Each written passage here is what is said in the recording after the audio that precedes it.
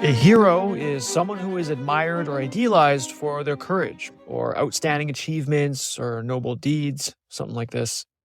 But there's a distinction between the way society portrays heroes, and it comes down to what I consider the two core types of hero in society.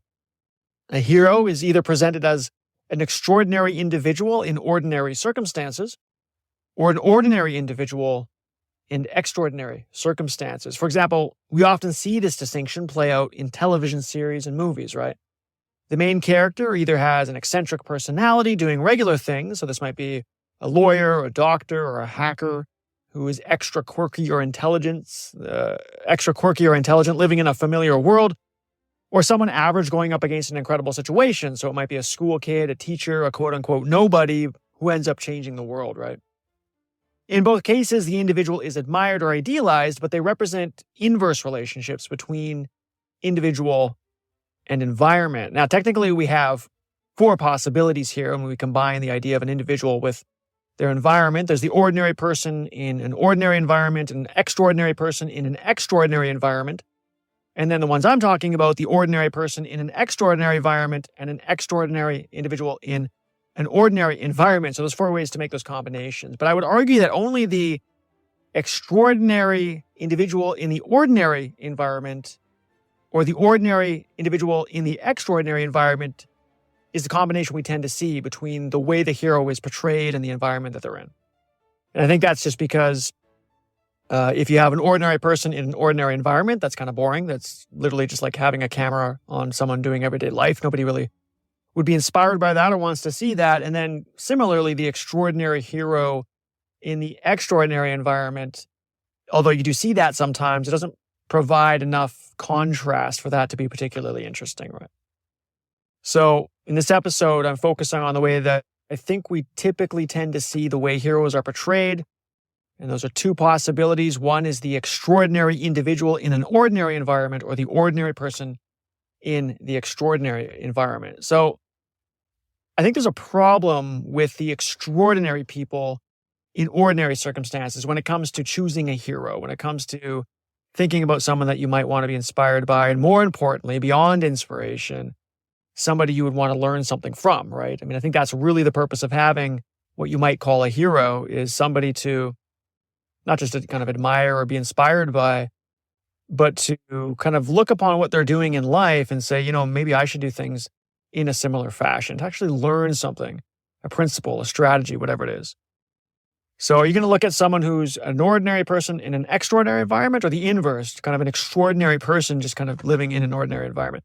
Well, I think there's a problem with choosing a hero who is an extraordinary person in an ordinary circumstance or environment. So let's pick apart why I think this is. Let's say the extra quirky or intelligent hero, that's going to be someone who many people want to identify with, maybe, right? It might be how they wish to be viewed.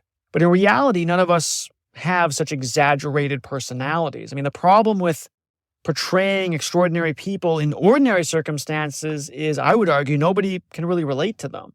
So imagine a socially awkward individual on a sitcom who doesn't understand sarcasm. But they end up being portrayed as extremely intelligent. So this would be like an EO hero, right? An extraordinary individual in an ordinary environment. Now, some people might view this awkward hero as someone they wish to be like. While wanting to look nerdy might sound odd, consider that society associates socially awkward behavior with higher intelligence. And so people might choose to quote unquote relate to this hero because despite their social ineptitude, the hero possesses some quality they themselves wish to be known for.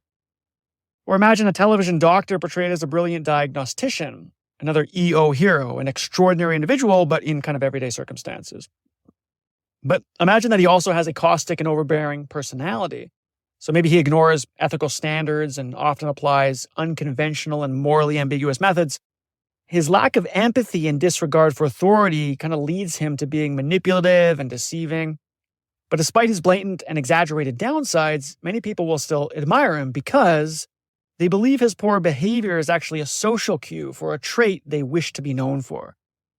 Now, to be clear, I'm not saying real people can't be socially awkward or have toxic personalities, but they are never at the level portrayed in television and movies, right?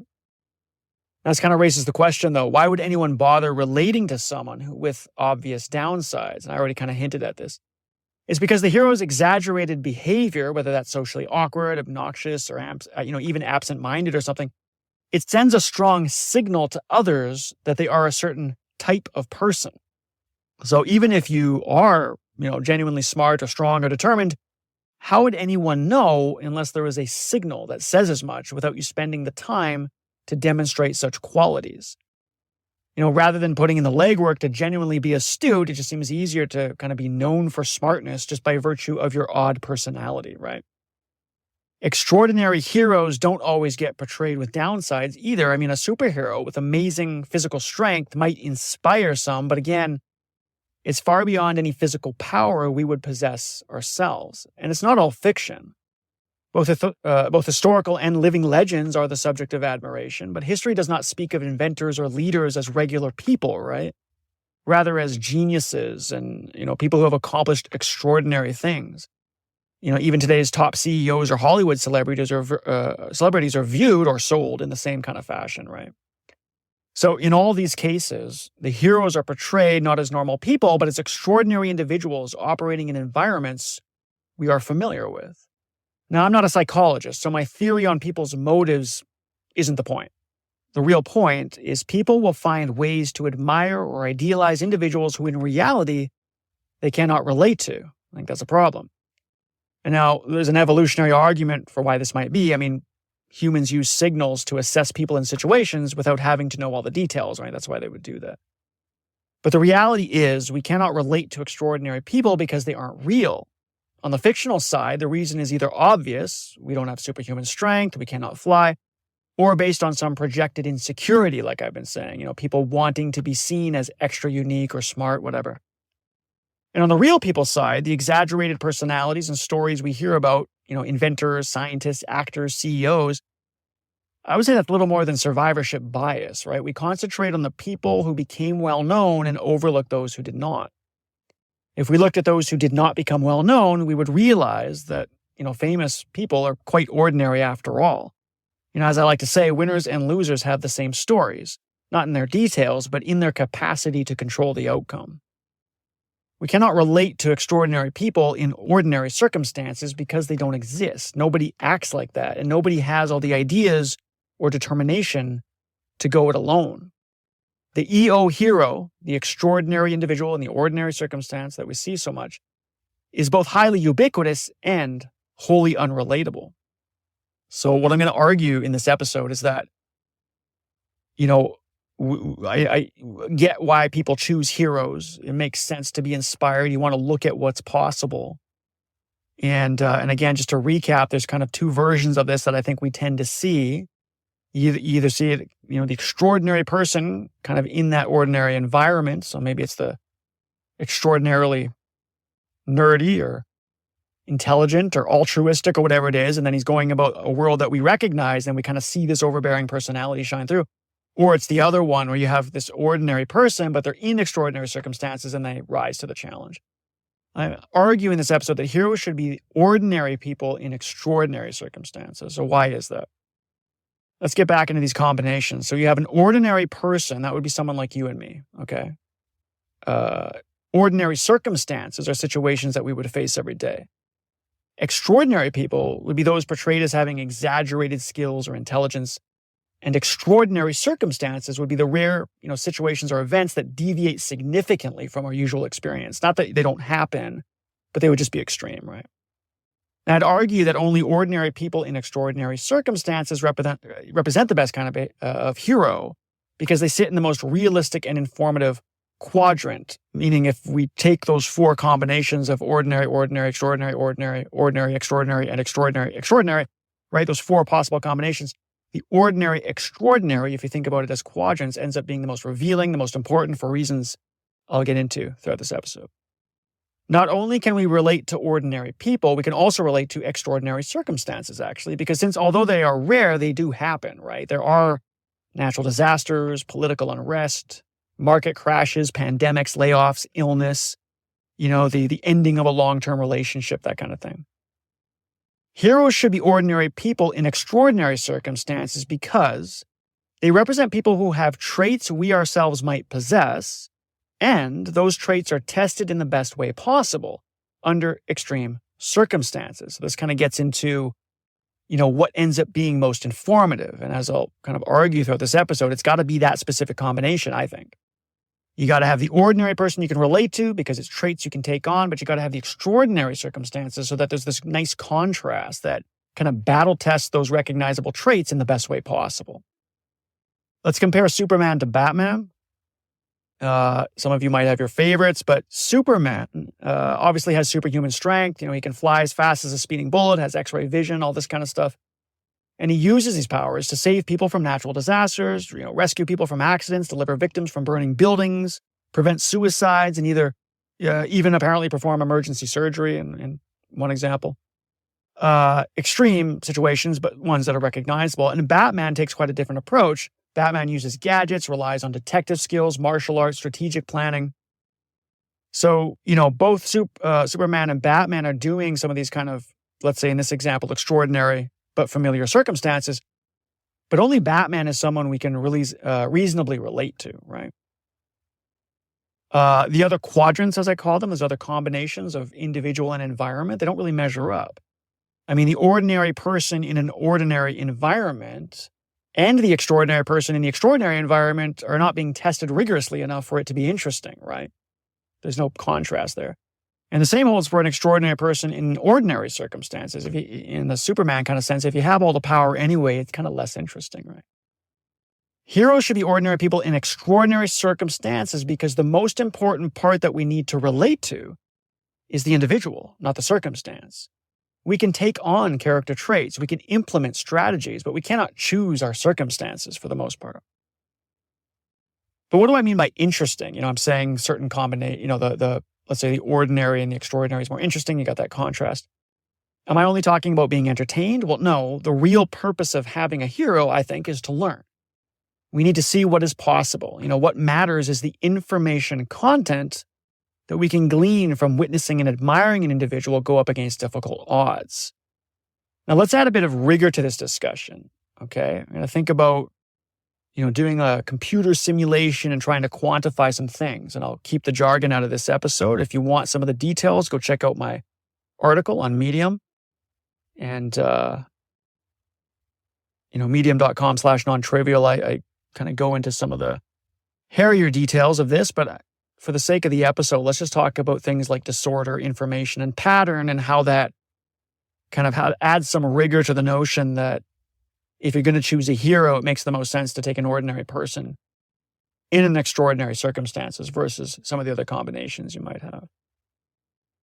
Now, the reason that ordinary people in extraordinary circumstances make for a better hero is because onlookers, the people who are admiring these heroes, can perceive better information, right, about dealing with situations.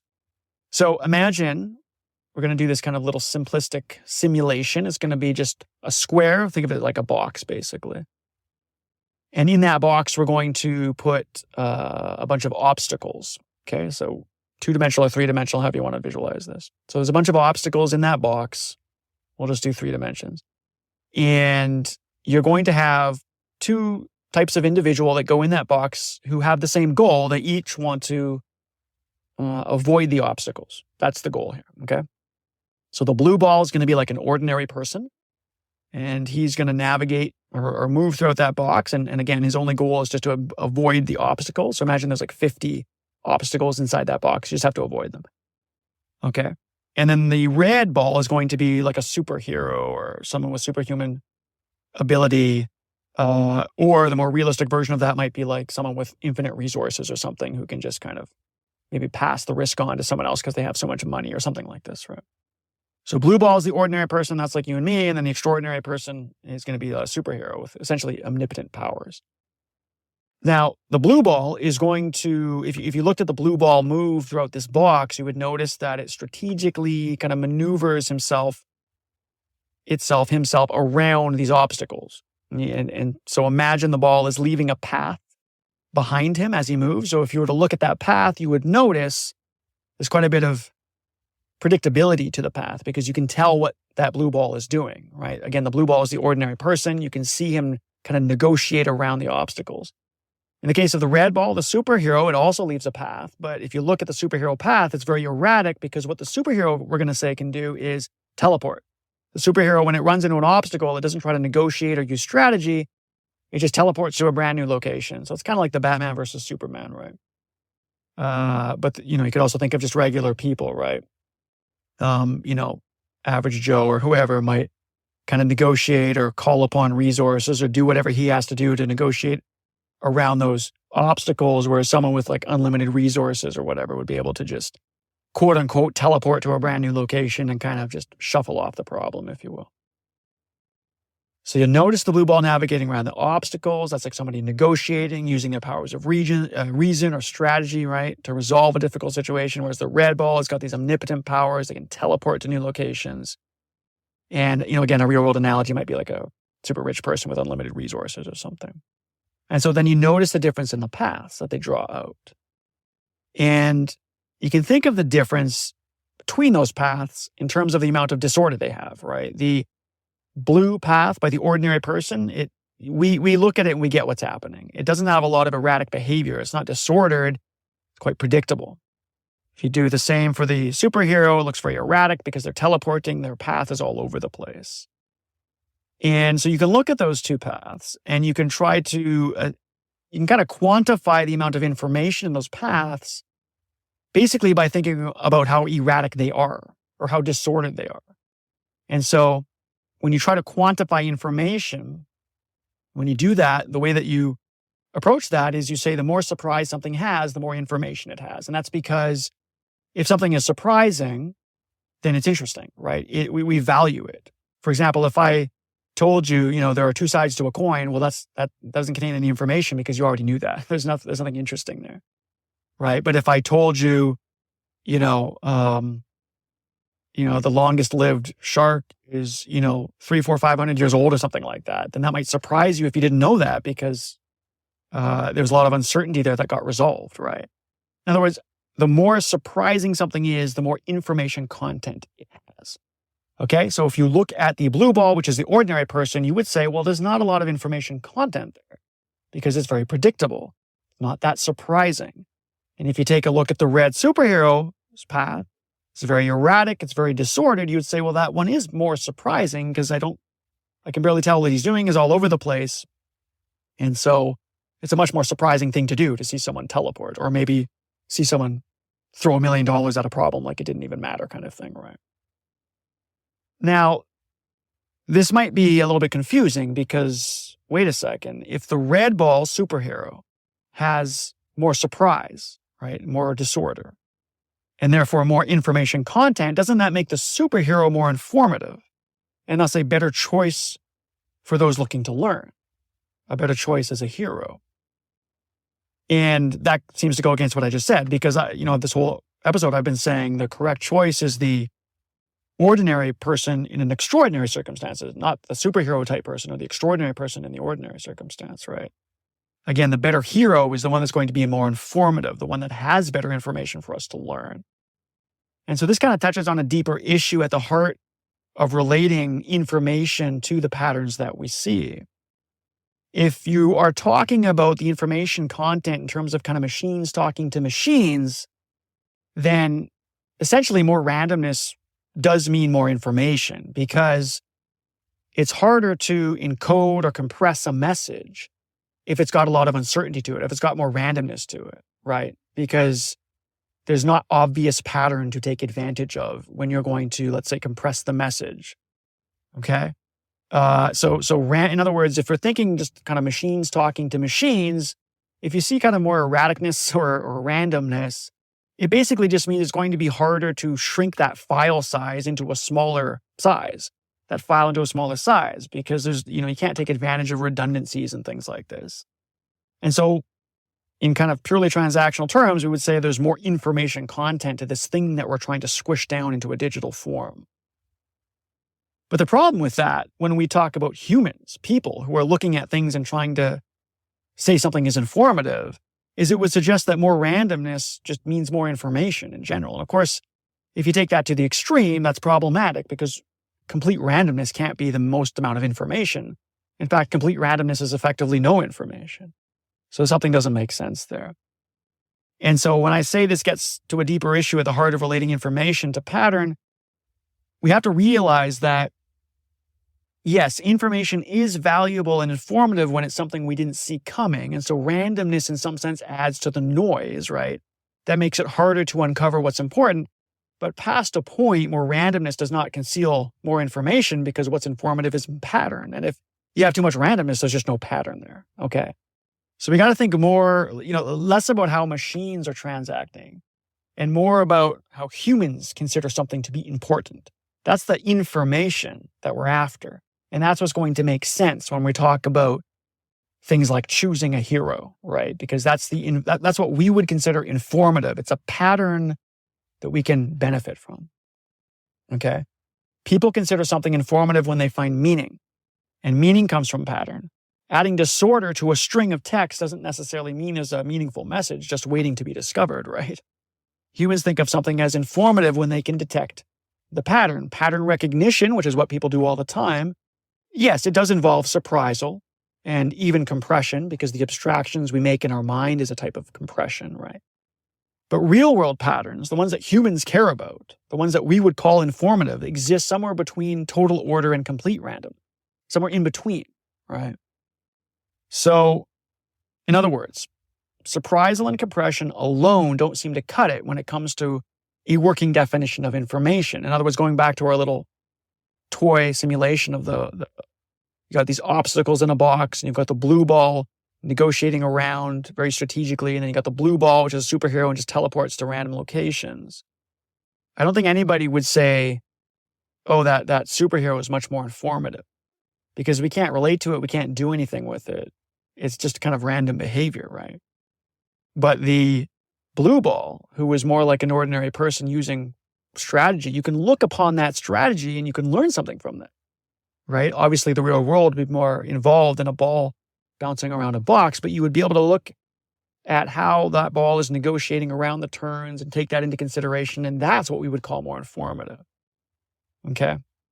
So just by visual inspection that humans do for pattern recognition for the most part, we're excellent at this task for evolutionary reasons, right? So what can we do about this? Well, I think rather than looking at just kind of the raw surprisal of the two paths, right? Which one's more surprising, which doesn't seem to work with our human intuition of information. We instead need to look for the best pattern as the most informative, right?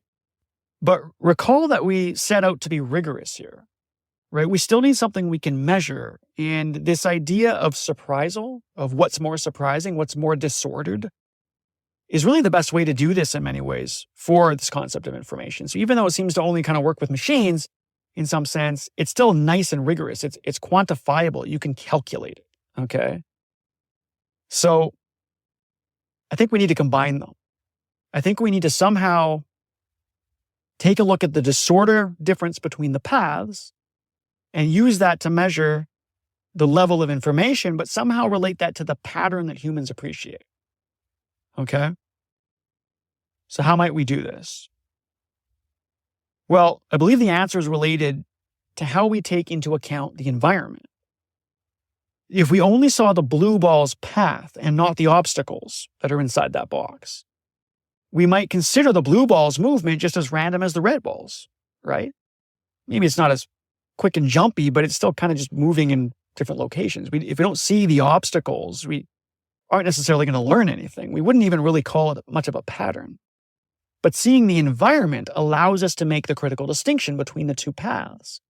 We can see what the blue ball is doing, and we can understand that it's real. It does not violate our innate sense of physics like the superheroes does, right? So we can still use the convenience of kind of mathematically or rigorously defining information in terms of how random or surprising something is, right? Get that nice, precise definition there. But we can also include the environment. And the way to do this is what I'm going to call a hero index. If we can take the ratio of the information content of the hero, which is just how crazy is their path, right? The crazier it is, the more information is there because it's more surprising. And the definition of information is essentially how much surprise is contained in the thing you're looking at. Okay, so we can take a ratio of the information content of that hero, how erratic the path is, and then do the same thing for the environment. In other words, how crazy is the environment? How erratic is the environment? And what you could do, I would say, is you could take essentially the surprise of the environment and divide it by the surprise of the hero. And the reason why you might want to do this is because then this so-called hero index, as I'm calling it, will end up giving the highest value to what we have an intuitive sense about, which is the best type of hero would be this ordinary person in an extraordinary environment. If you do the hero index, it's going to be higher for those types of heroes because they're more relatable. Because if you're taking the ratio of the surprise of the environment divided by the surprise of the hero is in the denominator. And so the smaller that is, the higher the overall index goes, right? And so if you have a kind of recognizable or relatable hero, it's like looking at the blue ball's path. It's fairly predictable. I understand what I'm looking at. It's something I believe I could do myself. The amount of surprise is low. Okay? But less surprise in the hero is not a hindrance to learning as long as the environment is high in surprisal. Okay, now the numerator of our little ratio here, the top part, right, above the line is the amount of surprise in the environment. And that's exactly where the high uncertainty should be. That's where the surprise should be. Because that means a genuine battleground is there to test the characteristics we can relate to. Okay, so I'm just going to pull back from this. Let's do a little quick recap just so you can understand how it flows into this index. And this is not about being technical. This is, as I'll argue, giving you just kind of a nice way to have a conceptual heuristic of how to assess heroes in your life, which I think is really important. So we said at the beginning, like it makes sense that people have heroes.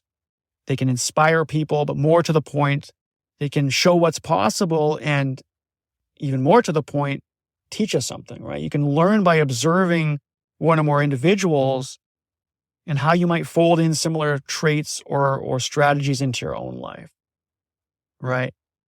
And then I said that, there's different ways that heroes get portrayed. It can be the extraordinary individual in an ordinary environment or the ordinary individual in the extraordinary environment. And I said those are the two we tend to see because they set up the contrast, and contrast is interesting, but more to the point, it's not about being entertained, it's really about learning.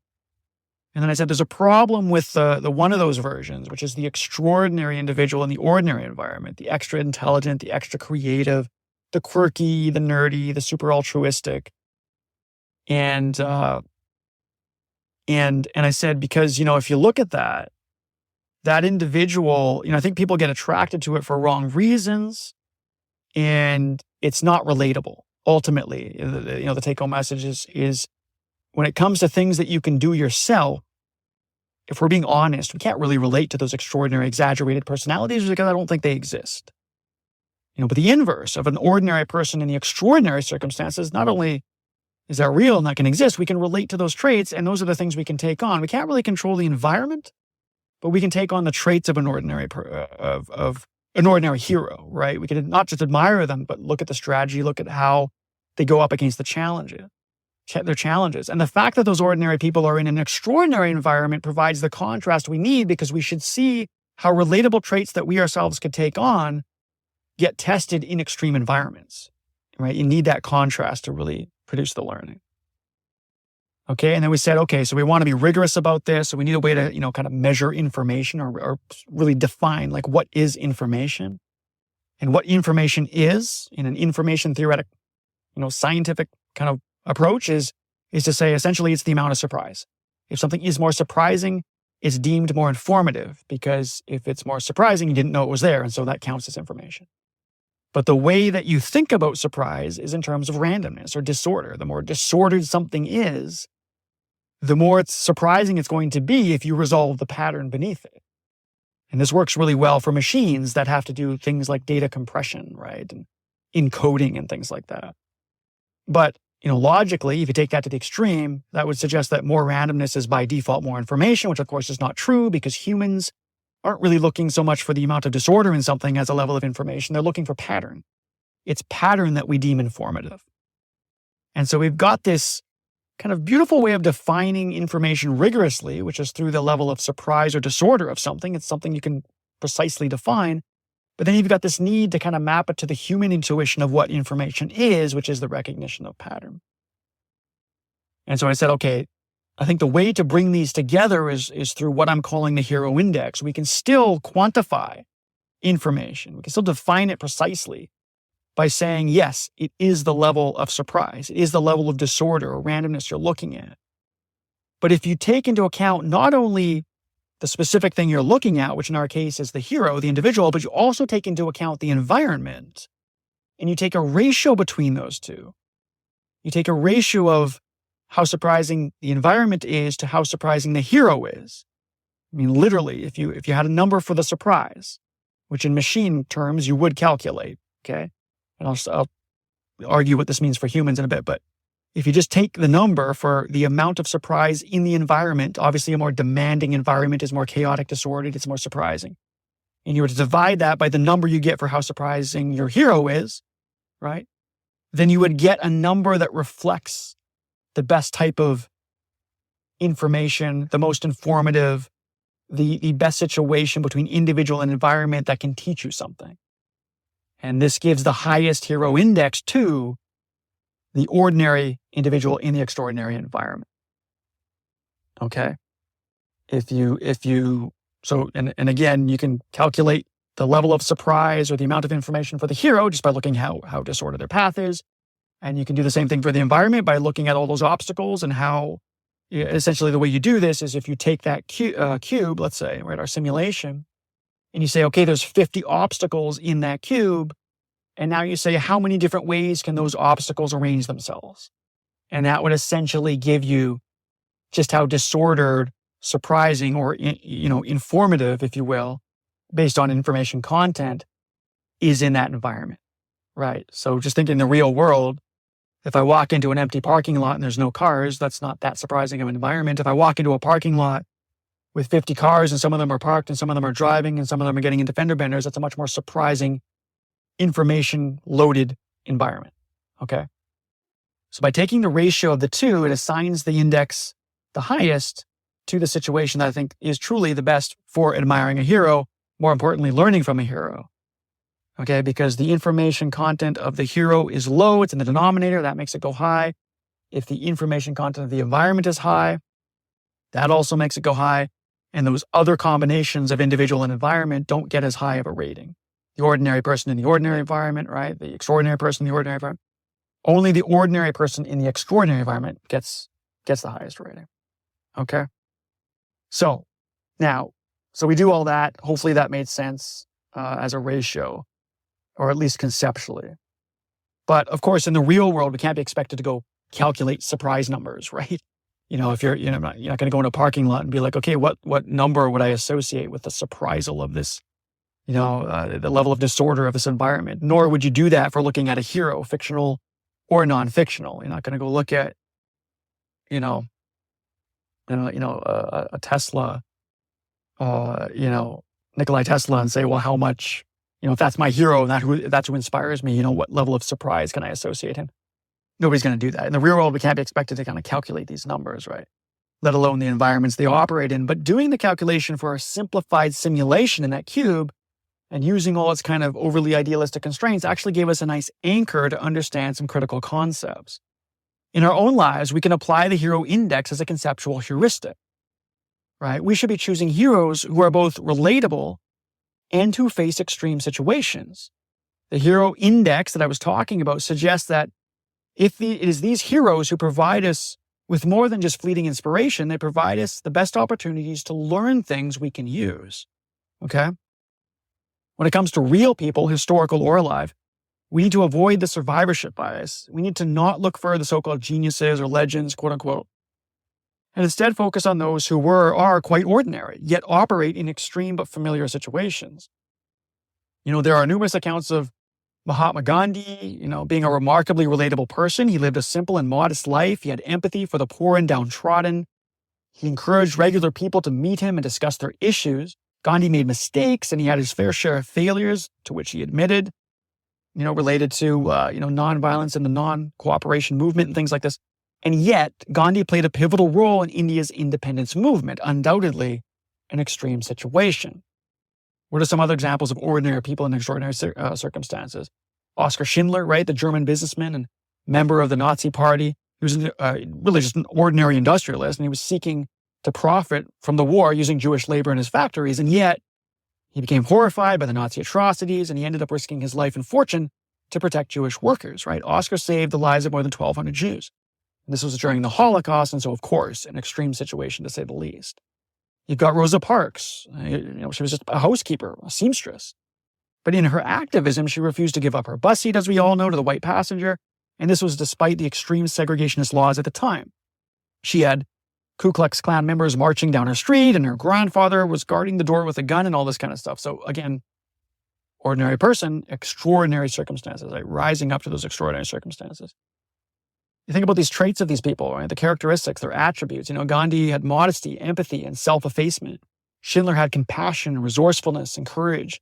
Parks had determination, resilience, and a profound dignity. These are all relatable and achievable traits, steeped within a world that actively worked in opposition to such qualities. On the fictional side, we already saw how Batman, under this context, makes a more informative hero than Superman. And there are many others. You would have to choose who you believe is worth relating to, right? But they must be relatable. Choosing eccentric personalities or quote-unquote geniuses means you're buying into false narratives about how people accomplish things. I don't think there is such thing as a genius. And for some of you, it may be rooted in your desire to be seen a certain way. And you got to kind of be honest with yourself. Now, fiction can actually be even a better kind of account of heroes than real world, because beyond being less susceptible to survivorship bias, fiction can exaggerate the environment to better contrast ordinary traits and strategies from the world they operate in. Remember, as I stated previously, we can all take on character traits and implement strategies, but we cannot choose our environment. We can't really choose, we can kind of choose our environment, but we can't really choose our circumstances, right? So better to see what we can control, highlighted by what fiction does best, creating worlds beyond what we normally experience. A hero is someone who is admired for their outstanding achievements. It's good to be inspired, and even better, to learn how to deal with real-world situations. But there is a difference between the way society portrays heroes. We can look to those who are portrayed as extraordinary people in ordinary circumstances, which I think we see a lot of, or ordinary people in extraordinary situations. Only the latter reveals the kind of information that goes beyond entertainment, teaching us the most important lesson, that all of us can achieve truly great things. Okay? That's it for this episode. Thanks so much for listening. Until next time, take care.